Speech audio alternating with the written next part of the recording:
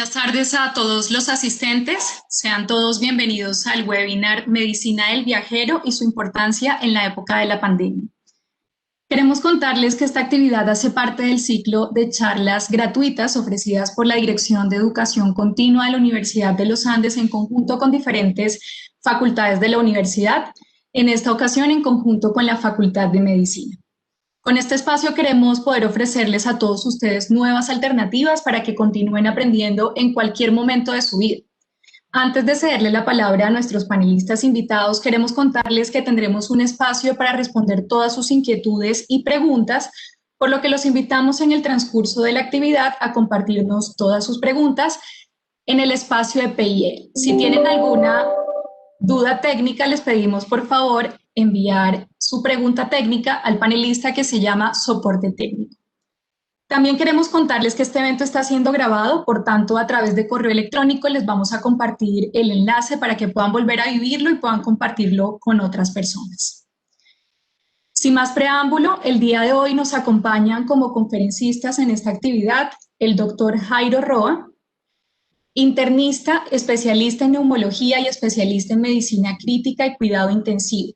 El doctor Roa es jefe del Departamento de Medicina Interna y médico institucional de la sección de neumología de la Fundación Santa Fe de Bogotá. Además, es profesor asociado a la Facultad de Medicina de la Universidad de los Andes. También nos acompaña el doctor John Mario González, con un doctorado en Ciencias Biomédicas y es profesor titular de la Facultad de Medicina de la Universidad de los Andes. Por último, nos acompaña la doctora Juliana Quintero, quien es médica con maestría en epidemiología de la Universidad del Valle. Es profesora de cátedra en los programas de epidemiología de la Facultad de Medicina de la Universidad de los Andes. Para iniciar con esta actividad, entonces le damos la bienvenida al doctor Jairo Roa para que con él iniciemos con el evento. Buenas tardes, doctor, le cedemos entonces la palabra. Buenas tardes a todos y muchas gracias por estar acá. Hace un momento había como 60 participantes.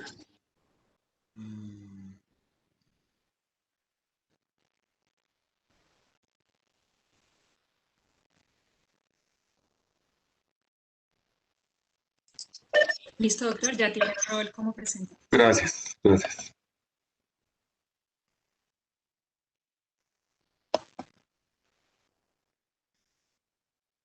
Entonces, para mí es un privilegio contar con ustedes en este webinar y vamos a hablar de un tema que nos ha venido apasionando, nos ha venido dando pues, una gran cantidad de actividades durante los últimos años, que es hablar de la medicina del viajero. La época en la que estamos viviendo nos está obligando a hacer unos cambios en la manera como nosotros viajamos. Algunos de ustedes pues, se acordará que los seres humanos nos gusta viajar. Nosotros viajamos por varias razones, como lo veremos a lo largo de esta charla. Viajamos para buscar mejor clima, viajamos para buscar visitar a alguien, viajamos para buscar un sitio donde vivir. Si miramos el peregrinar del ser humano en América, nos demoramos como 10.000 años en llegar desde Alaska hasta la Patagonia, pero lentamente pues, se fue colonizando este continente por los habitantes originales y posteriormente llegaron unos viajeros europeos, los cuales en realidad estaban buscando una ruta más rápida para llegar a Asia, y en realidad pues llegaron fue a América. Y pues por eso pues nos decían las Indias. Y en realidad desde que empezamos a viajar estamos sometidos a la posibilidad de que aparezcan patologías o enfermedades que se van asociando al viajar. Entonces, en este webinar lo que vamos a hablar es algo de una área de la medicina que busca el conocer qué le sucede a las personas que viajan. Y vamos a hacer algo de énfasis en donde estamos viajando hoy en día.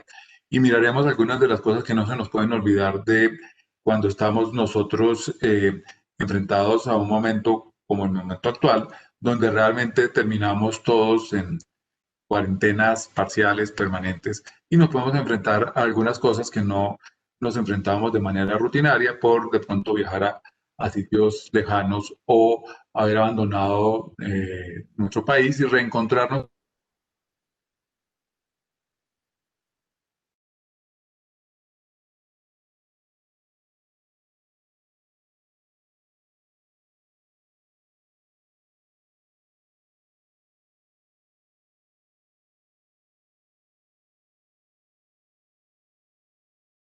Había personas que lograban salir, pero llegaban al sitio donde tenían una casa de recreo o unos amigos que vivían por fuera para encontrarse que los tenían que devolver. Muchos municipios pusieron restricciones para la movilidad y la movilidad incluía la toma de muestras de laboratorio para ver si la persona cargaba el virus. Y por otro lado, hay unos riesgos que nosotros a veces no nos acordamos, pero estamos en un país tropical. Los que vivimos en el altiplano no tenemos enfermedades tropicales en el altiplano cundiboyacense, pero en menos de una hora podemos encontrar enfermedades tropicales. Entonces, en este webinar vamos a hablar de una introducción de lo que es la medicina del viajero y posteriormente vamos a hablar de qué podemos encontrar en nuestro país. Y por último, la doctora Juliana nos va a hablar de qué pruebas debemos hacer para movilizarnos en esta época de pandemia, sobre todo teniendo en cuenta el riesgo que tenemos de adquirir el virus SARS-CoV-2 que produce la enfermedad COVID-19 al viajar o traérselo a los familiares o a las personas que trabajan con uno en este área.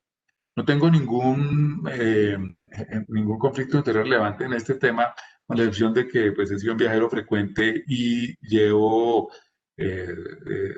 tiempo muy largo de mi práctica profesional, casi 30 años trabajando en medicina de migrantes y trabajando viendo personas expatriadas, pacientes internacionales, que es lo que nosotros hacemos en el Servicio de Salud Ejecutiva y Medicina Internacional de la Fundación Santa Fe de Bogotá.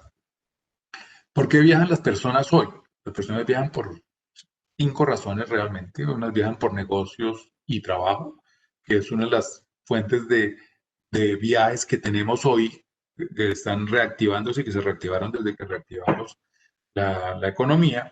Las personas vienen, además pueden viajar para visitar familiares y amigos, algo que en este momento estamos tratando de estimular al máximo, es que las personas no viajen en este momento si el viaje no es esencial. Otros viajan por turismo, definitivamente el turismo en este momento pues no está totalmente restringido. Algunas viajan por enfermedad. Nosotros como país somos receptores de país, somos receptores de personas que están enfermas en la región, en el Caribe, en el sur del continente. Muchas personas vienen a Colombia a buscar alternativas de salud y nosotros a veces viajamos por salud a los Estados Unidos o a Europa, colombianos. Entonces es algo que está muy restringido, muy restringido, lo cual puede llevar a que aparezcan emergencias en el sitio donde nosotros estamos porque no contamos con todos los recursos para poder transportar a una persona de un lado a otro y por razones religiosas, a pesar de todas estas restricciones este año en la migración del Hajj de la religión musulmana, hubo una restricción, solo permitían 1.000 personas para poder viajar, no algo que moviliza millones de personas de África hacia Arabia todos los años en la gran migración. ¿Qué pensábamos nosotros en la medicina del viajero? Y esto lo utilizamos, esta perspectiva la tengo de un curso que dictamos aquí en la universidad el año pasado. En Colombia venía creciendo el turismo receptivo de una manera gigantesca. Era muy importante el tráfico que teníamos nosotros en el aeropuerto El Dorado y nosotros habíamos pasado de 2.5 millones de turistas en 2007 a 5.1 millones de turistas en el 2016. Y la planeación era que llegáramos casi a 10 millones de turistas para el 2022. Esto no se dio porque súbitamente aparece en Wuhan, China, hace casi un año, un virus que empezó a afectar personas y en realidad ese virus que empezó a afectar personas nos dimos cuenta que existía cuando personas muy graves que estaban muriéndose en los hospitales por una neumonía.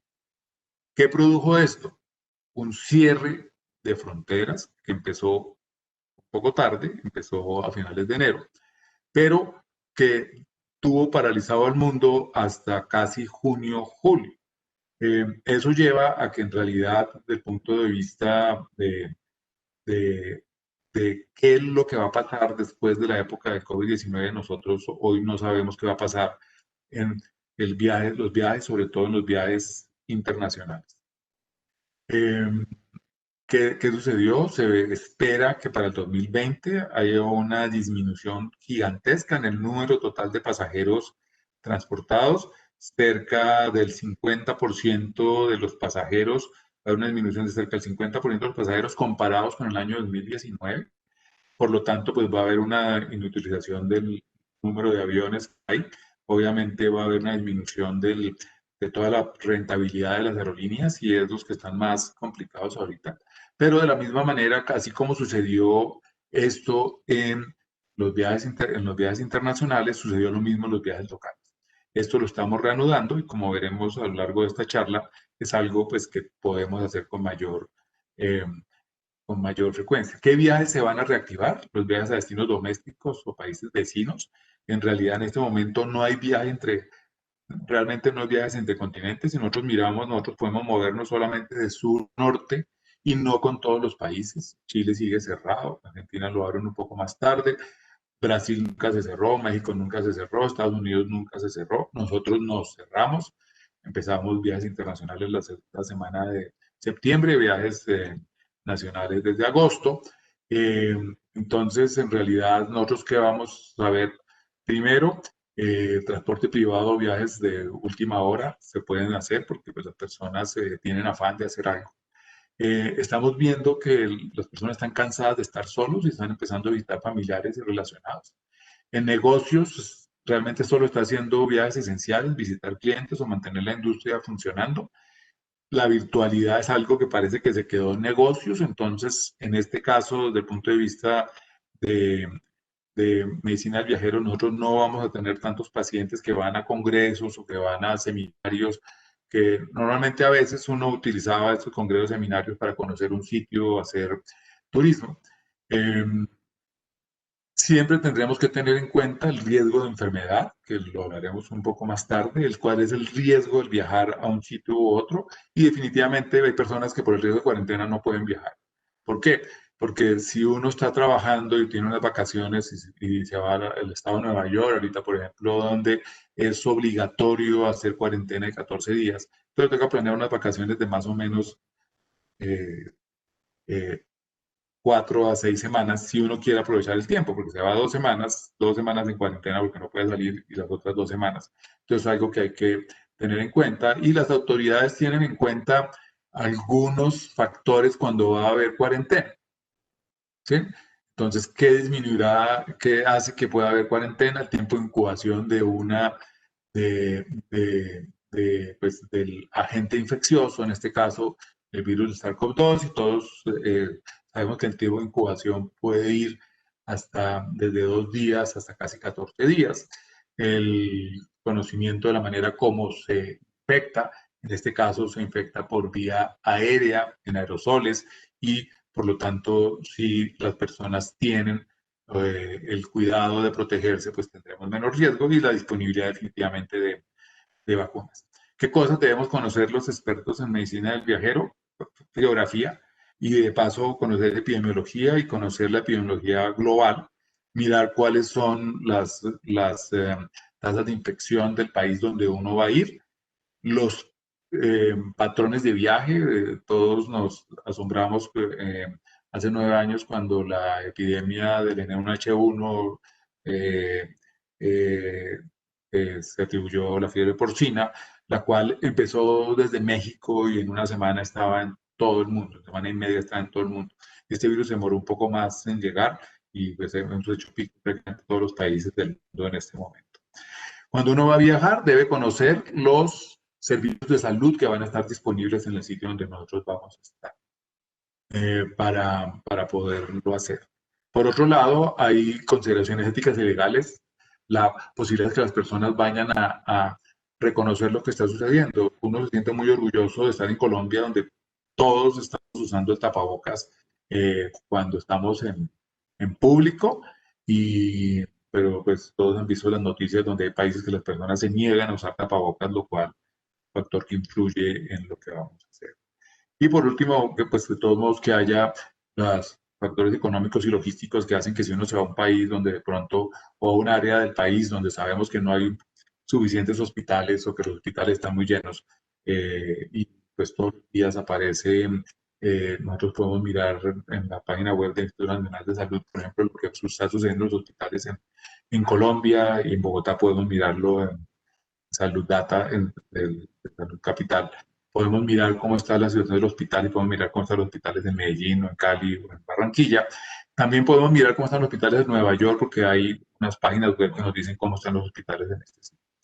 Entonces, las recomendaciones para las personas que van a viajar en este momento es que no lo hagan si no es absolutamente necesario. Que tomen todas las precauciones de seguridad para hacerlo. A veces en la cabina del avión puede ser de pronto el sitio más seguro. Algunas aerolíneas están restringiendo el número total de pasajeros, otras llenan el avión completamente. Parece que el riesgo en un avión es relativamente bajo, es más que lo da más que todo el vecino que va en la silla de al lado de uno, por la manera como circula el aire que sale de unos sectores, de unos inyectores de aire que están en la parte superior de la cabina. El aire es succionado por la parte baja de la cabina, se recambia muchas veces por minuto y pasa por unos filtros EPA. Una parte del aire y la otra parte del aire pasa por el motor, donde pues se muere lo que sea. Después vuelven y lo enfrían. Entonces en realidad el avión es donde tenemos menos riesgo, donde tenemos más riesgo. En otros sitios donde vamos a estar con gente, en las colas en el aeropuerto, que las personas no utilicen el tapabocas de una manera apropiada. Entonces, parte de lo que nosotros hacemos como médicos del viajero en este punto de pandemia es dar instrucciones a las personas de lo que puede suceder cuando viajan. A continuación, el doctor John Mario González nos va a hablar de qué pasa cuando hacemos el paseo que yo hacía de niño, que cuando, pues, en la época que yo era niño no había tantos viajes internacionales y nosotros todos los fines de semana íbamos a Tierra Caliente, entonces uno iba a La Mesa, a Melgar, a Santandercito o a la casa de los abuelos en el Valle de Tensa, donde había unos riesgos, esos riesgos existen. Entonces el doctor John Mario nos va a hablar de qué riesgo tenemos en eso. Muchas gracias. Bueno, ya tengo, ahí se está viendo, ¿cierto? Sí, señor. Bueno, muchas gracias. Créame que primero no soy especialista en medicina de viaje. Muchas gracias al doctor Roa que me pone estas líneas y hablar entre el doctor Roa y Juliana Quintero, la doctora Juliana, es como complicado. Mi segunda, como inmunoparasitólogo, mi segunda pasión son las enfermedades transmitidas por vectores.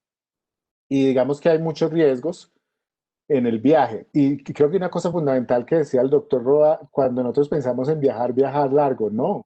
Hay sitios alrededor de Bogotá donde encontramos toda la diversidad de enfermedades que usted quisiera encontrar en la medicina tropical.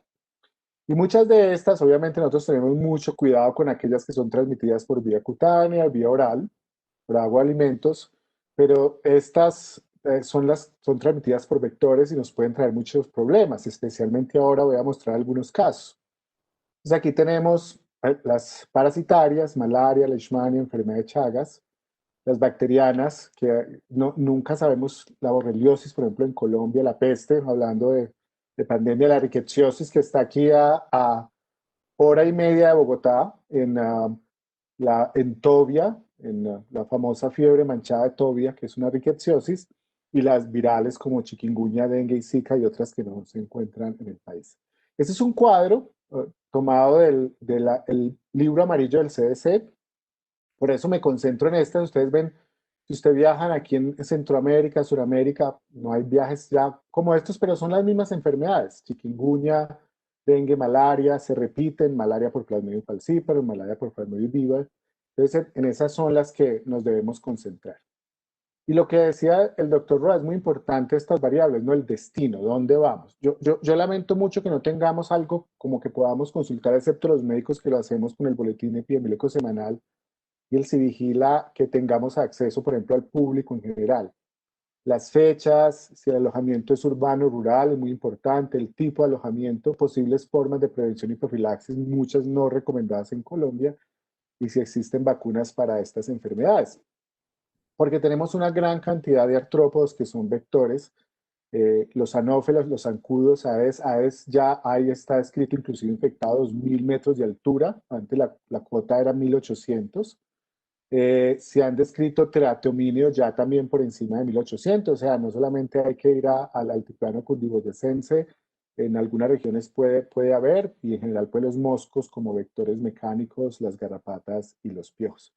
Y ahí están 4, a ver si los reconocen, de los agentes que más nos preocupan en este momento, sobre todo que la gente se ha desplazado no solo por descanso, algo temporal y corto, sino también por estancia larga. Durante la fiebre, obviamente, la primera sospecha es COVID-19 más otros síntomas, pero no olvidemos malaria, dengue, leishmania no da, sobre todo hablamos de la leishmaniasis cutánea y estos triatominios, los transmisores de la enfermedad de Chagas. Entonces, hablamos de enfermedades virales de transmisión vectorial para las cuales hay inmunoprevención, que sí la hay. Enfermedades virales sin inmunoprevención, en la cual incluyo el dengue, ya les cuento por qué, y 2 enfermedades parasitarias. Rápido, de estas solo hay 2 que circulan en Colombia, la fiebre amarilla. Acuérdense que hoy en día la recomendación es solo una dosis, mantener muy guardado el carnet. Nadie tiene el carnet, le recomiendo, lo escanea, se lo manda a un correo personal o lo mantiene en una nube. Lo guarda en una de sus nubes y esa es una forma de mostrar porque no es conveniente estar repitiendo la vacunación con una vacuna viva atenuada como es de la fiebre amarilla. Encefalitis japonesa, pues no voy a mencionar, hay vacuna, lo mismo que la enfermedad transmitida por garrapatas europeas. ¿Cuáles nos importan en este momento? Dengue, chikungunya y Zika, todos transmitidos por Aedes aegypti. ¿Por qué dengue está de otro color? Porque sí hay una vacuna. La vacuna fue aprobada por el FDA para viajeros que no tengan anticuerpos. No es recomendable para personas que ya tengan anticuerpos, como las áreas endémicas en Colombia, por el fenómeno de mejoramiento de entrada del virus por anticuerpos previos. Entonces, si una persona se quiere poner la vacuna del dengue, tiene que hacerse primero anticuerpos contra los 4 serotipos y ser negativa para ponerse la vacuna. Chikungunya, Zika. Y mire lo que ha pasado. Dengue fue un grave problema, un gran aumento. Estos son los datos del Instituto Nacional de Salud. Ustedes ven cómo fue aumentando. Y aquí hay una caída después del inicio de las semanas epidemiológicas correspondientes al inicio de la cuarentena y el COVID-19. ¿Será que cayó realmente o es que no estamos teniendo los datos por algunos problemas porque nos hemos concentrado? Acuérdese, antes de COVID todo era dengue, toda fiebre, quiebra huesos era dengue. Pero mire lo que está pasando, hay un incremento de dengue, ustedes ven en todo el litoral pacífico, y la mayoría de los departamentos están en alarma, el resto están en lo esperado. Hay un incremento de los vectores, apareció el tigre asiático, Aedes albopictus, y entonces es muy importante de nuevo tener en cuenta en qué departamento. Estos son obtenidos del Instituto Nacional de Salud. Y esto fue la primera alerta, la reactividad cruzada de dengue COVID con COVID-19. Estos fueron 2 casos publicados en Singapur, donde las personas tenían un test falso positivo para dengue y en realidad el diagnóstico era COVID-19. Por eso son muy importantes y creo que la doctora Juliana hablar un poquitico de esto. Chikungunya disminuyó, pero se ha quedado. Chikungunya tiene más o menos una transmisión estable. No ha habido la transmisión, no ha habido un incremento en ninguno de los departamentos, es estable la mayoría, inclusive se ha presentado un decremento. La ventaja es que chikungunya es un solo serotipo y probablemente ya muchos hemos estado expuestos a ellos y no va a haber una transmisión muy marcada, sino que va a haber un nicho para estas personas que no han sido inmunes.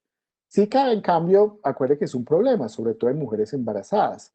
Y ustedes ven, estos son los casos por semana epidemiológica y ustedes ven, por ejemplo, algunas zonas como Boyacá, al lado, aquí solo pasando el peaje y después ir a Tocancipá, hay problemas con Zika, lo mismo que en la región del Caquetá, y ha estado estable pues en zonas también conocidas por la transmisión. Y también este es un estudio hecho en Colombia donde demuestran que sueros diagnosticados con Zika dieron positivos para SARS-CoV-2. contra antígenos de la nucleoproteína. Esto es muy importante porque pueden también dar reacciones falsas positivas. Y finalmente, hablar de dos enfermedades. Malaria. Usted va a los llanos, aquí cerca hay malaria. Usted va, como comentó el doctor, hay casos de leishmaniasis cutánea reportados en la Mesa, Cundinamarca y en Anapoima. Entonces, uno siempre piensa en los viajes largos y realmente estamos alrededor de Bogotá. Muy importante con respecto a los de malaria es la gente, mucho de esto se automedica, toma analgésicos y antipiréticos, pero es muy importante los síntomas después del retorno de la zona endémica, que son las mayores partes de Colombia, excepto alturas, las cordilleras. Y el consumir medicamentos hace que se retrase el diagnóstico o inclusive no se recomienda profilaxis. La causa de malaria puede variar de acuerdo a la zona visitada y recordar algo tan fácil de malaria, el diagnóstico sigue siendo la gota gruesa y el extendido de sangre periférico. Mire cómo ha aumentado la malaria en Colombia. Esto ha sido un fenómeno bien interesante. Lo que ustedes ven, sería la media de casos. De nuevo, en estas figuras, estos puntos negros representan los casos que han reportado de Colombia con un fenómeno muy interesante. El 70% de los casos en Colombia, el 80% eran plasmodium vivas, ahora se invirtió y tenemos un 50-52% de casos de plasmodium falciparum. Y ustedes ven aquí departamentos: Risaralda, Cauca, Córdoba, Cesar, norte de Santander, Meta, con aumento de casos. Entonces es muy importante saber, y hay una distribución regional. Por ejemplo, Plasmodium falciparum es más común en el Pacífico, Plasmodium vivas en las otras regiones del país. Y finalmente esto, que es la leishmaniosis, es una enfermedad que puede pasar desapercibida. Yo creo que si alguien esto puede pensar que es una picadura de pulga, pero es una picadura de pulga dura, aperlada, pápulas. Estas son lesiones de personas que no hacen esas leishmaniosis ulceradas o linfáticas y diseminadas, y pues es simplemente una leishmaniosis que hay cerca, de nuevo, alrededor de Bogotá, y los casos claramente han disminuido. Esto es número de casos por año desde 2017 al 20, pero de todas maneras están ahí. Se está volviendo, malaria se está volviendo una enfermedad periurbana, leishmania se está volviendo una infección urbana. Tenemos ya problemas con algunos parásitos como Leishmania panamense y Leishmania guyanensis en la zona cafetera, que entró desde el Caquetá hasta el Tolima y se ha difundido hacia el norte del país, pasando por las regiones de Risaralda, Quindío y Caldas, inclusive en Antioquia. Finalmente, como menciono en esto, la información es muy importante. Lamentablemente, pues no tenemos algo sectorizado en el país, pero aquí hay unas páginas que les recomiendo, que son la página de la Sociedad Internacional de Medicina del Viajero, de la cual hace parte el doctor Jairo Roa, la página que está también en español sobre viaje y salud de la Organización Mundial de la Salud, y las aplicaciones que ofrece el CDC, que son sobre todo el libro amarillo. Muchas gracias, y esta es la información que les tenía para el día de hoy. Mario, muchas gracias. A continuación, la doctora Juliana Quintero nos va a hablar de qué hacemos en este momento para viajar en esta época de COVID y cómo utilizamos las pruebas. Todos tenemos dudas acerca de cómo usar las pruebas y para qué sirven, cuál es la verdadera utilidad de tener una prueba, y a veces de pronto uno ni siquiera, si no está disponible, puede no hacérsela desde que tenga la capacidad de aislarse, que es algo de lo que nos va a contar la doctora Juliana. Y por favor, las preguntas en el chat para... Así es, gracias doctor Roa por esta invitación, y qué gusto estar aquí también con el doctor John Maro. Claramente es experto sobre todo en el tema que voy a hablar. Y entonces, no sé si ya están viendo la presentación. Sí, la estamos viendo. Perfecto, muchas gracias. Entonces, como dijo el doctor Roa, la idea es presentarles como las recomendaciones que se tienen con relación a cómo usar la época de pandemia, sobre todo teniendo en cuenta la epidemiología y hacia dónde vamos a ir. Y este proceso incluye, pues es un análisis de una situación tanto de diferentes factores, bien sea la epidemiología local de donde vayamos a viajar, las medidas nacionales de salud pública que se están utilizando en cada una de esas regiones, bien sea tanto a los niveles subnacionales como nacionales o internacionales, y también esa constante evolución que se está teniendo con la transmisión. No solamente tenemos en un momento dado una situación, sino que es cambiante. Y en respuesta a esa situación, los países han tenido que implementar en los viajeros diferentes estrategias, bien sea tanto antes de viajar, después de viajar y en los puntos de entrada. Sin embargo, todas esas limitaciones tienen desafíos tanto desde el punto de vista de la prueba técnica, desde el punto de vista biológico, epidemiológico, inclusive hasta temas jurídicos u operativos, e inclusive de recursos que tienen los países para poder, digamos, tomar la decisión con relación a qué tipo de pruebas. Antes de, digamos, de seguir adelante, es importante como tener en cuenta unos conceptos importantes para poder entender cómo implementamos esas pruebas y por qué las recomendaciones que están actualmente. Y eso tiene que ver con los escenarios de transmisión, la historia natural de la enfermedad, cómo es ese enriquecimiento, las características de las pruebas, cuáles son los objetivos de las pruebas y cuáles son los tipos de pruebas que tenemos actualmente. Y finalmente terminaríamos con las recomendaciones actuales que emitió la OMS y la OPS para los viajes no esenciales. Cada vez más estamos para poder activar la economía y reanudar esos viajes, teniendo en cuenta que hay muchos países que dependen de la economía como el turismo. ¿Qué desafíos hay? ¿Qué recomendaciones estamos utilizando para esos viajes no esenciales? Y teniendo en cuenta las limitaciones y los desafíos, tanto como les mencionaba, técnicos y operativos y las jurídicos que se puede uno enfrentar cuando va a decidir sobre una prueba. Importantísimo entender entonces el primer concepto cuando estamos frente a los escenarios de transmisión, es decir, la situación epidemiológica es distinta en cada uno de los países y los viajes internacionales conllevan distintos niveles de riesgo, tanto de importación como de exportación en función de si uno viaja del origen al destino de ese pasajero.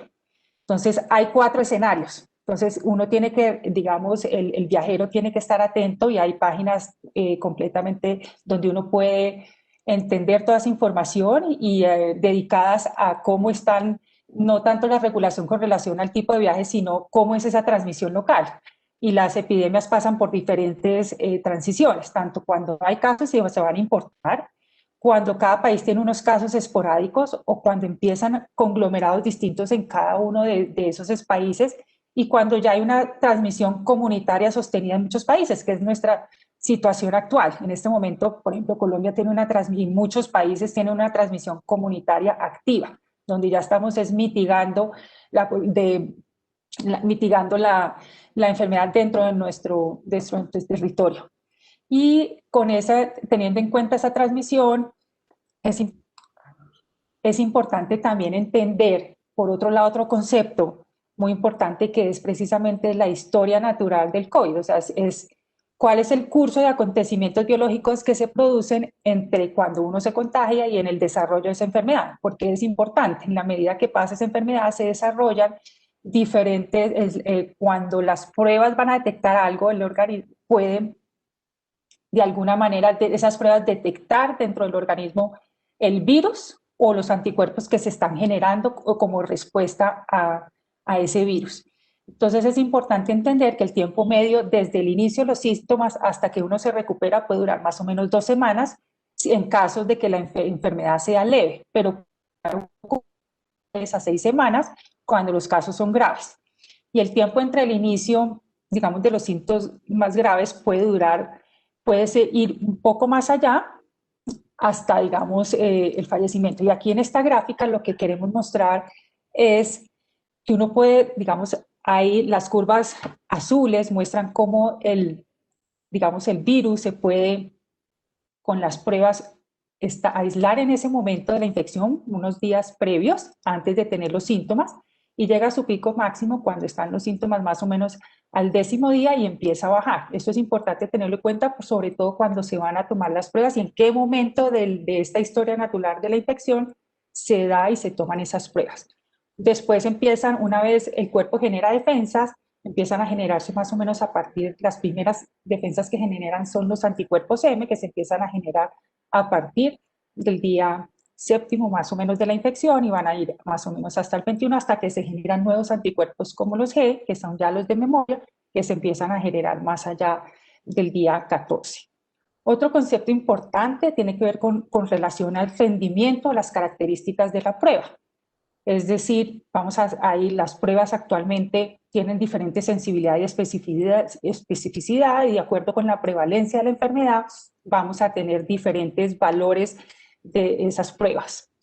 Cualquier individuo, digamos, que pertenece a una población, tiene una probabilidad de estar enfermo por ser parte de esa población, sin necesidad de hacerse la prueba, siendo una probabilidad, como uno dice, antes de la prueba, una probabilidad preprueba. Cuando aplicamos una prueba a este individuo, aumenta la probabilidad porque queremos mirar la función de la calidad diagnóstica de esa prueba, entonces vamos a mirar la sensibilidad y la especificidad de esa prueba. Y así, entonces, junto con esa probabilidad de la persona que tiene en una población donde está, digamos, hay una transmisión del virus, más la característica de una prueba, nos va a dar un valor que lo conocemos como el valor predictivo positivo, que es la probabilidad post-prueba. Es difícil encontrar, digamos, un test que nos dé 100% de sensibilidad y especificidad, pero en este momento encontramos que para estas pruebas, perdón, más adelante lo voy a explicar, es que tenemos una de las pruebas del gold estándar que va a ser la PCR, que lo vamos a explicar más adelante. Es importantísimo también entender que las pruebas tienen unos objetivos. Cuando hay una pandemia o hay una epidemia, es importante para qué decidir el objetivo de esa prueba, bien sea para implementarla en términos de vamos a controlar la transmisión, hay que monitorear la incidencia y las tendencias, hay que mitigar el impacto en los servicios de salud, identificar dónde se están dando esos brotes o esos conglomerados de infección. Y en este momento, sobre todo, si algunos países ya están en la etapa donde han logrado eliminar el virus, y esos han sido muy pocos, porque, digamos, puede ser el caso de Nueva Zelanda, donde hay, digamos, las restricciones de viajes han sido, y sobre todo siendo una isla, han podido lograr que el virus de alguna manera haya logrado sus niveles más bajos de supresión. Y esas pruebas, en este sentido de reactivar los viajes, pues van a lugares. Entonces, dependiendo de la situación epidemiológica y también del objetivo de las pruebas, los países van a utilizar simultáneamente diferentes estrategias para cumplir perfectamente con esos objetivos. Y quisiera hacer como especial énfasis en esta última, que es prevenir la reintroducción del virus. Ya Colombia, quiero hacer como el paréntesis, Colombia ya tiene transmisión activa, es decir, transmisión comunitaria, entonces hay que entender por qué ahorita la OMS saca un documento y por qué la necesidad de sí hacer o no hacer a los viajeros. En ese sentido, entonces hay que tener en cuenta el riesgo de importación de los casos del país de llegada, que depende de ciertos factores. Entonces tenemos tres situaciones. Yo parto de un origen y voy a un destino y la intensidad de transmisión es similar, entonces el hecho de viajar a ese destino, pues no hay un impacto significativo. Diferente a que si en el origen hay mayor intensidad, al destino que yo voy, pues voy a, digamos, esa persona lo más probable es que esté infectada y va a impactar más al lugar que llegue. De lo contrario, si el origen hay menos intensidad al lugar donde yo viajo, pues el impacto va a ser menor. Y en ese sentido, es importante por eso entender ese riesgo de importación de los casos y la situación o el escenario donde actualmente, digamos, se está dando la transmisión. Una vez definidos esos conceptos anteriores, es importante mencionar como la estructura del coronavirus. No quiero ser detallista en este sentido, por supuesto el doctor John Mario es más experto en este sentido, pero ¿por qué, digamos, la estructura del coronavirus nos lleva a entender la existencia de algunas pruebas que están dirigidas específicamente a identificar algunas estructuras de ese virus? Entonces el virus aquí consta de una necrocápside donde además tiene incluida el material genético y ahí es donde, digamos, la PCR es la que va a identificar precisamente ese material genético. Además, el virus tiene otras proteínas adicionales que pueden ser detectadas mediante antígenos y además tienen unos antígenos que además también producen anticuerpos. Entonces, cada una de esas pruebas está dirigida, las pruebas que voy a mencionar aquí, está dirigida específicamente a cada una de esas secciones que tiene el virus. Podemos decir que existen dos tipos de pruebas, las que, digamos, se pueden decir que son de forma directa o las pruebas moleculares y las pruebas indirectas, que son aquellas, las serológicas o las pruebas rápidas o las que detectan es decir, las defensas que se generan. Entonces, las primeras de forma directa es aquellas que directamente identifican el virus, es decir, la estructura del virus en el individuo, y son las que se llaman la prueba gold estándar, es la PCR, que en sus siglas en inglés es la reacción en cadena de polimerasa. Después es la detección de antígenos, que es esa partícula específica que está contenida en la superficie de las proteínas de superficie del virus. Y están las pruebas serológicas que detectan la presencia de anticuerpos o la respuesta inmune ante el virus del dengue. Cada una de estas pruebas tiene diferente especificidad y sensibilidad y tiene unas ventajas y desventajas con relación a las demás. Otro concepto importante es que muchos hablan de las pruebas rápidas y las pruebas, sobre todo las pruebas rápidas, y existen pruebas rápidas para cada una, digamos, de esas clasificaciones. Actualmente no contamos con una prueba PCR rápida, o sea, tiene demora. La idea de una prueba rápida es que pueda ser procesada con los menos de 20 minutos, con un equipo mínimo. Ustedes saben que actualmente las pruebas tienen que ser en un laboratorio con unos niveles de bioseguridad avanzado. La idea es que estas pruebas rápidas puedan ser realizadas en un punto de entrada rápido, que no se demore más allá de que pueda ser procesada por cualquier, digamos, un profesional no tan experimentado para poderlas hacer. Como les dije, tienen diferentes características, tanto ventajas y limitaciones, pero no me quisiera, digamos, detener en ese componente, pero sí, sobre todo, hacer énfasis en cuál es la recomendación actual en términos de los viajes. Entonces, más o menos a principios de octubre, tanto la OMS se pronunció y emitieron unas recomendaciones con relación a la reanudación de los viajes no esenciales. Y en este documento que ellos generan, hace unas consideraciones y expone por qué los lineamientos del uso, que hace énfasis en por qué no realizar las pruebas COVID a viajeros como una herramienta de mitigación de propagación. Como les mencioné anteriormente, hoy en día hay una transmisión activa, que casi que el impacto de una persona que viaja, que cuando normalmente las personas que viajan son personas que no van a tener síntomas, que normalmente son personas sanas, van a poder viajar y se puede reactivar. Y si hacemos lo contrario y recomendamos que sí se deben hacer todas estas pruebas, se han encontrado ciertos desafíos o limitaciones, tanto primarias como todo lo que tiene que ver con el rendimiento de esas pruebas, con la historia natural de esa enfermedad y cuál es la epidemiología de la infección. Entonces, si logramos poner, digamos, pruebas específicas en los puntos de entrada, entonces imagínense a la entrada del país una persona, todos los que tienen que hacer fila para podérsela hacer, o si yo llego a salir negativo, entonces yo tendría una falsa sensación de seguridad y lograría adherirme menos a digamos, a las medidas de protección, o inclusive si los viajes, si nos están pidiendo que nos hagamos antes de viajar, 42 o 3 días antes de viajar, una prueba, durante esos días yo me puedo infectar o me puedo infectar durante el viaje o a la llegada. Y la PCR muchas veces también puede durar positiva mucho más tiempo, entonces inclusive mucho más allá de la recuperación clínica, que es así que si esa persona que ha tenido COVID y tiene ese antecedente y ya no está en su periodo de infección, puede seguir siendo positiva y se le quita como esa posibilidad de viajar. Y una consideración adicional es todos esos desafíos secundarios que hay que tienen que ver con temas jurídicos. El Reglamento Sanitario Internacional y su artículo 35 y 36, el único documento que ellos piden específicamente, y el doctor John Mario lo hablaba, es del certificado de vacunación de fiebre amarilla. Ese es el único documento obligatorio que existe para poder viajar. Entonces, se están enfrentando las personas, digamos, las aerolíneas y tanto los países de solicitar la obligatoriedad de una prueba específica, no está, digamos, citada en ningún reglamento.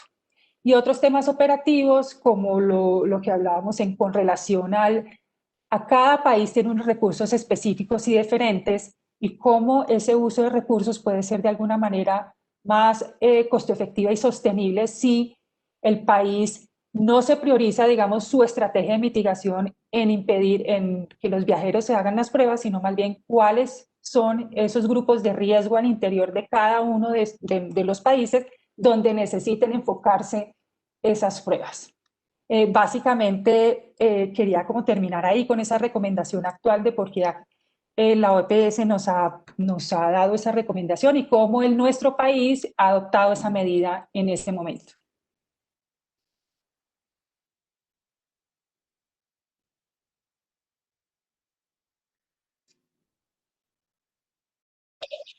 Perfecto, doctora Juliana, muchas gracias por su intervención. Entonces, de esta manera abrimos el espacio de la ronda de preguntas.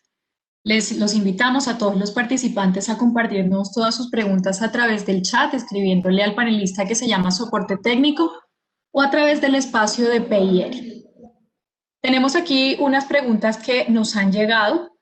La primera pregunta es la siguiente y está enfocada sobre los falsos positivos. Entonces dice así, sobre los falsos positivos de COVID, Zika o chikungunya, ¿cómo hacer para saber qué tengo? ¿Me debo realizar diferentes pruebas para confirmarlo?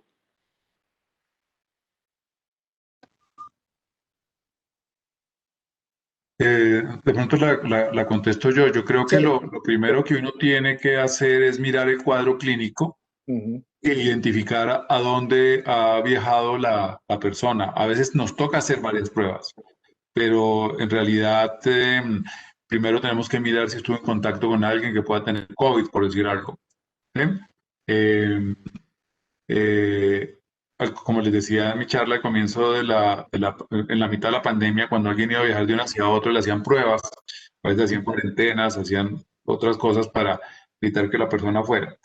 Eh, Tengo un paciente mío que vive en Cartagena que tiene un síndrome febril y el síndrome febril es por un dengue, ¿sí? En este momento. Pero le hicieron prueba de COVID de todos modos. Nosotros a todo paciente que hospitalizamos con neumonía por COVID le tenemos que hacer prueba de influenza, porque el tratamiento con el protocolo actual de los pacientes que están graves, que usamos usando el protocolo de recovery en los pacientes que están haciendo baja del oxígeno y, y están hospitalizados con una neumonía, les ponemos cortisona. Si el paciente tuviera influenza, le va a ir mal, entonces a los pacientes les hacemos prueba de influenza. Entonces creo que en realidad las pruebas dependen más del sitio donde ha estado y a veces nos toca hacer 5 pruebas para hacer este tipo de procedimientos. Eh, Nos llegan viajeros. Hace poco pues, tuvimos una paciente colombiana que llegó con fiebre de Nueva York, venía a un tratamiento médico a Colombia, llegó con fiebre a Nueva York y le terminamos encontrando una infección por citomegalovirus. Tenía una hepatitis, todos pensamos que tenía COVID y resultó teniendo fue una hepatitis por citomegalovirus. Además, esta persona sí había estado viajando, pero en este caso estuvo viajando por las montañas rocosas en los Estados Unidos. Entonces estábamos pensando, como decía el doctor John Mario, en una rickettsiosis o otra. Entonces creo que desde el punto de vista médico lo que tenemos que mirar es el cuadro clínico y en muchas oportunidades hay que hacer múltiples exámenes hasta llegar al diagnóstico, empezando por el más probable y llegando al menos probable. Desafortunadamente ahorita toda persona que tosa puede tener COVID. Entonces es algo que nos tenemos que usar las pruebas. No sé hasta cuándo y por cuánto tiempo, por pronto Juliana nos dirá, pero en realidad es algo que, pues, que nos toca hacerlo porque no tanto por la persona que está enferma, sino para que no enferme a más personas. Esa es la razón de hacer las pruebas. Y sobre todo, doctor Roa, también es importantísimo, como usted lo dice, de poder entender todos los potenciales que da, y no nos olvidarnos que todo no es COVID. Como decía el doctor Maro, al principio teníamos epidemias o sindemias de las que llamamos que al tiempo están sucediendo. No podemos olvidarlos de nuestras patologías nacionales que son muy frecuentes y prevalentes.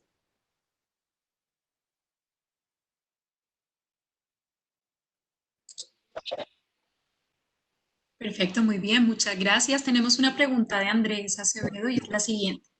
Hablando del caso específico de Colombia, ¿cómo creen los panelistas que afectará la dinámica de la pandemia durante la época invernal que recién comienza?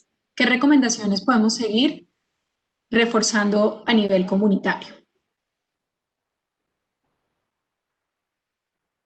Mario, Yo creo que más el doctor Roa pues, sabe perfectamente que el invierno nos va a traer hacinamiento, aglomeraciones, tragedias, donde la gente va a estar más cercana y estamos en la circulación de virus, tenemos virus que producen cuadros respiratorios que están circulando en este momento. Y es muy lamentable lo que está sucediendo. Yo me imagino con la época invernal lo que pasará en la costa, en San Andrés Islas y la isla de Providencia, con todo eso. La gente está siendo agrupada y de nuevo, lo que decía el doctor Roa, el diagnóstico va a ser diferencial, va a haber que estudiar influenza, otros virus circulatorios, respiratorios, porque obviamente cada vez, como decía alguien que tose, se va a pensar en COVID-19. Y Pero yo de creo que todas maneras, la carga de los vectores que nos hablaba John Mario, pues aumenta de una manera muy significativa porque se acumula agua en sitios que normalmente no hay agua que exacto. sea posada, que es el sitio ideal, las llantas que están abandonadas, el sitio ideal para que los mosquitos pongan sus huevos. Y aumenta la carga del mosco, y al aumentar la carga del mosco, pues es más fácil que piquen a una persona infectada y empiecen la transmisión de las enfermedades. Desde el punto de vista comunitario, es tener todas las precauciones para evitar las picaduras por mosquitos, repelente, mosquiteros, y por otro lado, verificar los esquemas en la época de invierno también toca verificar los esquemas de vacunación normales de las personas. Por ahí leí una estadística que se pensaba que hasta el 50% de las personas que se han debido vacunar no se han vacunado porque están sobrando vacunas en los programas de vacunación. Entonces, ese aislamiento nos llevó a que nos alejáramos de nuestros médicos de atención primaria y tenemos que, de alguna manera, volver al médico de atención primaria, así sea de manera virtual, para lograr la consejería y poder tener la inmunización, las vacunas que hay que tener. Nosotros pues tenemos que estar vacunados contra la influenza. El país vacuna activamente a los niños de menos de 5 años, a las personas de mayores de 65 y a las personas con comorbilidades, pero es una recomendación general que toda persona que pueda se vacune contra la influenza. ¿Alguna recomendación en particular sobre algún repelente natural o algún repelente en particular? Doctora Juliana, ¿nos puede contar? Sí, repelentes naturales como tal, que todos están como muy en la moda, todo lo que queremos es natural, pero no hay una sola evidencia que nos diga que los repelentes llamados naturales funcionan. Entonces son todos aquellos que tengan un componente que se llama DET o picardina en cierta concentración. La concentración que la van a encontrar puede ir desde 10% hasta 35%, pero es todas las que tengan esa recomendación atrás de que tenga DEET, por ejemplo, esa es la que mayor. Y hay diferentes marcas, pero lo importante es leer el instructivo que está detrás de cada uno de estos. Y sobre todo, importantísimo, más que el repelente, es cómo te lo pone, porque yo puedo usar repelente y me lo pongo una vez, pero es todos los días o sea, en ese momento, cómo me lo tengo que poner. Tengo que rociar absolutamente todo, hay que tener cuidado también con las alergias y cada cuánto es ese recambio. Y sobre todo, el repelente por sí solo no funcionaría, sino que hay también otras medidas como usar camisas de manga larga, estar casi completamente cubierto, o si uno está al lado de, por ejemplo, el uso de ventiladores o de que le pueden ayudar a espantar los mosquitos. Y saberlo a la hora que pican, ¿no? Que es Sí, sin embargo, ya pican todo el día. Entonces uno puede estar y pueden, sí, ya. ¿Quién los amaestró? Imagínate, cada vez son más resistentes. Claro, y hay unos que les gusta meterse bajo la ropa, entonces también se recomienda que la camiseta de manga larga, como dice la doctora Juliana, esté por debajo del pantalón con la pretina, porque algunos mosquitos sí se meten debajo y pican a pesar. Y todo el mundo ha sido testigo del cordón del jején cuando uno no se pone la camiseta de abajo en toda la región abdominal. Y también importante hacer las diferencias para los niños y los adultos con relación a esas concentraciones que tienen las sustancias de los repelentes. Sí. Muy bien, gracias. Tenemos aquí una pregunta de Susana Caro y ella indica que va a viajar de México a Colombia, pero le dicen que hay una prueba de antígenos que tiene resultados en 2 horas. ¿Debe hacerla al llegar al país, llegar a Colombia? No, pues realmente Colombia en este momento lo que está pidiendo es un monitoreo de síntomas, ¿sí? Esos síntomas tiene uno que hacerlos explícitos y meterlos en una aplicación de Migración Colombia, que uno no se puede subir al avión si no tiene esa aplicación de Migración Colombia, donde le preguntan los síntomas y si los síntomas están presentes, pues lo más seguro es que no se deba subir a un avión. Tan pronto llegue a Colombia, y la otra cosa que debe saber, Susana, es con quién está y con quién se ha visto y si corre el riesgo de haber estado en personas. Si usa el tapabocas durante el viaje y todos los demás que están cerca de ella el viaje, y como mostré yo, lo más seguro es que en el viaje no adquiera nada. Aquí en Colombia hay unos protocolos muy estrictos que se crearon en los aeropuertos, lo cual evita que el riesgo en el aeropuerto es realmente bajo y en transporte también.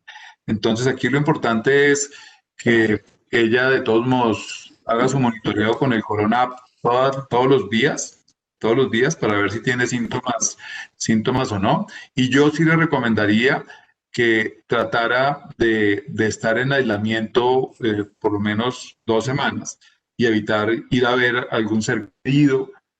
Pues no hace mucho falta abrazar a los papás, a los hermanos, a los sobrinos, a los primos, a muchas personas, pero eh, todos los días tenemos un caso de alguien que viajó y entonces toda la familia salió y de esa familia se enferman 50% de las personas. Entonces es en realidad lo que, si uno sigue recomendaciones, por ejemplo, del CDC, uno lo que va a hacer es hacerse una prueba de antígeno, hacer cuarentena durante 14 días, hacer aislamiento durante 14 días y volver a hacer una prueba a los 14 días para estar seguros que puede salir a la comunidad. ¿Sí? Y quería hacer como un énfasis también que la prueba no es una garantía para estar como libre, ser inmunes. Y ahorita cada vez que yo tengo alguna prueba y ya me dio, pues no, hay que seguirse cuidando. No sabemos si este virus sigue mutando. El doctor John Mario seguramente en ese momento es más, digamos, experto en eso, pero nos podría decir, muta. No sabemos si esto se va a comportar como una influencia y cada año vamos a tener un brote y nos toca seguirnos cuidando. La prueba no es una garantía de estar y circular libremente sin ninguna protección. Y una prueba negativa no significa que no lo tenga. Que no lo tengamos, exactamente. Aquí nos llega una pregunta de Germán Bernal y es, ¿qué recomendaciones nos darían para prevenir el COVID-19 en viajes cercanos en vehículos? No, pero vehículos individual o comunitario, porque usualmente lo que uno hace para evitar es viajar solo. Y otra cosa es ir en una van con varias personas. La recomendación de nuevo sigue siendo, ese es un espacio cerrado, mascarilla, protección individual y aireación. Alguien me decía que viaja mucho a Cartagena, que uno de los grandes problemas que tenía es que le decía a los taxistas, me apaga el aire y me abre la ventana. Entonces depende el número de personas que van a viajar y el tipo de motilidad, pero yo creo que en carro eh, es dependiendo de esos factores, ¿cierto? Voy en un bus, voy en una buseta, voy en mi carro particular con una, dos personas, voy solo. Pero Sí, protección individual, aireación. si estamos en Bogotá, llevar saquito y abrir la ventana. Porque es fundamental la circulación del aire en este caso y el aire acondicionado definitivamente, eso tiene unos filtros, pero no tiene filtro cepa y la cantidad de recambios de aire es mínimo, entonces en realidad es mejor tener la ventana abierta si está haciendo mucho calor. Y aquí en Bogotá si hace frío, toca igual tener la ventana abierta. La otra, de todos modos, es tratar de interactuar lo menos posible con personas durante el viaje, si uno va en viaje particular. ¿Sí? eh, lo cual no es fácil, pero No. pues si uno llega al peaje y va en carro particular, tener el tapabocas puesto y estar lo más lejos posible de la persona. Todavía no está claro si se transmite cada vez está menos claro si el virus se transmite por contacto o no, y algún día de pronto eh, eh, disminuiremos algunas de las precauciones que hacemos de contacto. Eso no está claro, la evidencia está yendo como hacia allá, porque todo lo que nosotros hemos hecho es pensando en la influenza, que es el virus que más conocemos nosotros que transmite por vía respiratoria. Y así como en los años, en la fiebre española, ellos resolvieron, pues no habían descubierto los virus, pero resolvieron que transmitía por la respiración y empezaron a usar tapabocas y apareció la misma crisis ahorita que que hemos visto en Europa o en los Estados Unidos de algunas personas que creen que se les está quitando la libertad cuando cuando no usan el tapabocas, el problema es que la mayor parte de las personas no entienden que si yo no uso tapabocas, el tapabocas en realidad no me estoy protegiendo yo, estoy protegiendo a los demás de mí. Es la principal razón del tapabocas. Entonces es muy egoísta el que no se pone un tapabocas porque en realidad el tapabocas es para proteger a los demás de mi persona si yo tengo el virus. A los trabajadores de la salud sí tenemos que usar porque tenemos un riesgo altísimo que estamos expuestos a los pacientes. Entonces usamos tapabocas en este caso para protegernos nosotros y si estamos en áreas donde corremos riesgo debemos usar pues, tapabocas de alta eficiencia N95. Muy bien, aquí tenemos una pregunta que nos envía Ángela Criales, puntualmente para la doctora Juliana, y es cuando hablaba del control del ingreso de los viajeros y que se debe tener en cuenta la intensidad de la transmisión, ¿nos puede aclarar a qué se refiere con la intensidad y cómo medirla? Ok, yo les hablaba de 4 escenarios de transmisión. Antes de empezar la pandemia, estamos ante un caso de importación, digamos. A medida que se va progresando la pandemia, vamos a tener otros brotes y otros, digamos, brotes al interior del país hasta que hay una transmisión comunitaria, es decir, todo, ya no hay un caso importado, sino que ya hay casos que no dependen de esa persona que vino y viajó y nos trajo el virus, sino que ya diferentes familias, diferentes grupos de amigos, diferentes sitios donde no conocemos, que ya no hay relación con ese caso importado, empieza a haber esa transmisión. Ese es el caso actual de muchos países, incluyendo Colombia, que hay una transmisión local, que ya es autóctono y es nuestro virus el que está aquí circulando. En la medida que una persona que viaje, por ejemplo, del exterior, no le estamos pidiendo pruebas, como ya la transmisión, estamos asumiendo que esa persona que viaja, que está sano, que viene de un país que seguramente está en las mismas condiciones que nosotros, ese impacto que él traería acá es mínimo, es decir, por eso no le traemos y no impactaría más de lo que ya tenemos esa transmisión alta. La forma de verlos es el número de casos diarios, el número de casos que aparecen en las páginas, digamos, tanto de cada una de las áreas y cada país tiene sus plataformas donde informan los niveles de transmisión que hay, el número de casos y también las medidas que hay en cada país, tanto la Unión Europea como tiene su página específica. El Instituto Nacional de Salud nos reporta diariamente el número de casos y también los protocolos que hay con relación a qué hacer en cada situación y inclusive también cada municipio y cada área también tiene esa forma. Exacto. Bueno, y con esta pregunta entonces terminamos la ronda de preguntas y hemos mencionado enfermedades en ciudades de clima cálido o caliente. En las ciudades de clima frío podríamos encontrar qué enfermedades y cómo saber de qué me puedo enfermar al lugar al que vaya a viajar.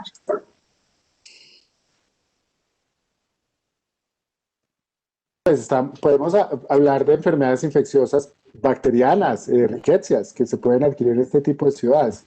Yo una vez estuve en un pueblo cafetero alto, donde la gente llegaba por dolor de cabeza intenso y fiebre, y por primera vez en mi vida me enfrenté a algo que se llamaba el tifo, y yo no sabía que eso existía en Colombia. O sea que definitivamente también hay enfermedades que transmiten, por ejemplo, en el caso de enfermedades transmitidas por vectores, las riquecias y otras enfermedades que pueden ser bacterianas o virales que dan en altura, ¿cierto? Pues en otros climas diferentes.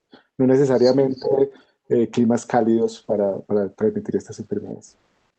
Sí, sí, pues hay enfermedades que pueden transmitir las pulgas, que afortunadamente están relativamente erradicadas en esta parte del mundo, pero no sería, o sea, no sería inusual que llegara a aparecer. O sea, creo que en pues, países donde tienen un monitoreo estricto de la enfermedad, creo que en Estados Unidos hay como 6 casos al año de peste única, sí, pero aparecen estas enfermedades, tenemos que tenerlas en cuenta en un momento determinado, como que se pueden adquirir en clima frío.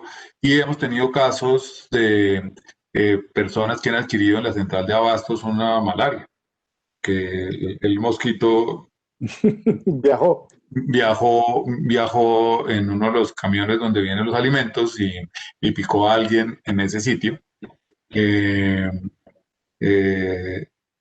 Y hay enfermedades que uno no sabe si existen o no, pero hablando, o sea, El problema es que el vector está en todas partes.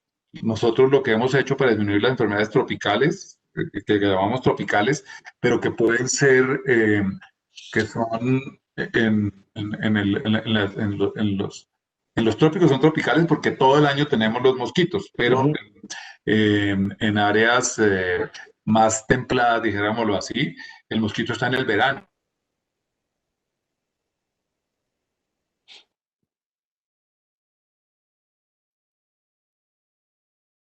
Creo que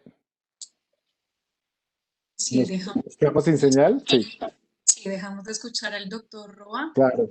Pero tiene razón, inclusive se han reintroducido enfermedades, se están sospechando casos autóctonos. Dengue o chikungunya en Heathrow. ¿Sí? Entonces, alguna vez hablando con los de Public Health England, que son los que manejan toda la salud pública del Reino Unido, ellos están muy agradecidos de que nosotros, parece que una de nuestras aerolíneas que viaja directo allá, es un voluntario, fumigaba el avión al aterrizar en Heathrow para que no se bajaran Los mosquitos mosquitos. nuestros, pero en Heathrow se puede adquirir dengue Malaria. en el verano. Perfecto, bueno, de esta forma entonces damos por finalizada la ronda de preguntas y pues tenemos una conclusión de parte del doctor Roa para terminar entonces con la actividad, doctor. Muchas gracias a todos. Este tema normalmente es mucho más interesante porque nosotros hablamos de qué pasa cuando uno viaja a la India o cuando uno va a viajar a un safari a África o pues, de pronto cuando alguien va a subir al Pico Simón Bolívar o aquí a la Sierra Nevada del Cocuy o al Nevado del Ruiz, donde tenemos otros riesgos que tiene la medicina del viajero. La medicina del viajero no es solamente los riesgos de enfermedades infecciosas. Esta patología esta pandemia nos tiene pensando en enfermedades infecciosas, pero una persona que viaja tiene una cantidad de riesgos. Una cuña, el principal riesgo que tiene una persona que viaja por negocios es un accidente de tránsito. Ese es el principal riesgo que tiene. Entonces, creo que es un área donde todas las personas que viajamos y los que atendemos a los que viajan debemos conocer que hay unos riesgos. Esos riesgos los puede uno minimizar si consulta a su médico, sobre todo si tiene experiencia en medicina del viajero, para ver cuál riesgo tiene del sitio donde va a estar, y así como el libro Yellow Book del CDC, que es un libro que es para uso público de las personas y tiene pues una versión para médicos. Hay muchas fuentes de información para ver dónde podemos nosotros adquirir, qué riesgos tenemos al estar viajando. Y es una invitación a que consulten a su médico siempre, mantenernos vacunados, bien vacunados, y pronto empezaremos a viajar nuevamente, pues porque pues, el ser humano lleva 50.000 años viajando en nuestra versión actual y vamos a seguir viajando porque pues serán viajes interplanetarios y otras cosas. Entonces, muchas gracias a todos por haber venido, a la doctora Juliana, a John, a toda la gente de Educación Continuada de la universidad y nos veremos en otro webinar tan interesante como este en el futuro.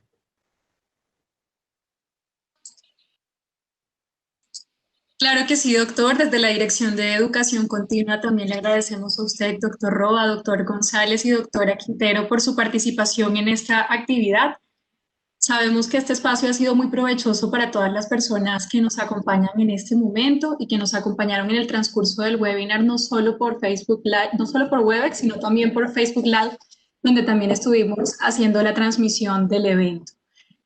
Antes de irnos, queremos compartirles a través del chat dos enlaces. El primer enlace es una encuesta muy corta que les pedimos diligenciar para que nos cuenten allí cómo les fue en esta actividad. Para nosotros es muy importante poder conocer su opinión al respecto. Adicional, les estamos compartiendo un segundo enlace, que es el enlace de la página de contenidos digitales de Educación Continua, donde van a encontrar otras actividades como esta que tenemos programadas. Por ejemplo, queremos muy especialmente invitarlos la próxima semana, el martes 24 de noviembre a las 5:30 de la tarde, al conversatorio con la escritora colombiana Melba Escobar de Nogales, y el próximo lunes 30 de noviembre a las 6 de la tarde al webinar Tendencias de Software para el Manejo y Análisis de Datos. Nuevamente, muchas gracias a todos por su participación, a los panelistas por sus intervenciones y a todos los que nos acompañaron. Esperamos que puedan acompañarnos en otro evento. Que tengan entonces una feliz noche. Hasta luego, una buena noche. Gracias. Gracias a todos. Saludos. Gracias. Buenas noches.